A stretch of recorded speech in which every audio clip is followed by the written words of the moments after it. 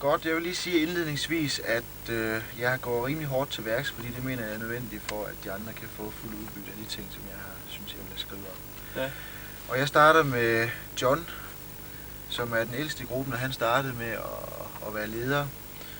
Og jeg starter med de svage sider. Jeg synes, han på flere måder virkede usikker, specielt fagligt usikker med kortføring osv. Og det resulterede så i, at han spurgte de andre meget, og ligesom accepterede, at vi andre tog over, og også at vi indbyrdes ikke kunne finde ud af, hvem der skulle tage det. Altså han accepterede ligesom den tilstand af kaos. Og det bare præg af, at det var fordi, at han fagligt ikke havde baggrund for at markere sig som leder på det tidspunkt. Ja. Forsøgte han at finde ud af, om der var en ekspert i gruppen, som kunne løse indirekte prøvede han nok at føle sig lidt på tænderne, men det viste sig nok, at det var der egentlig ikke, og så accepterede han ligesom den her lidt kaosagtige situation.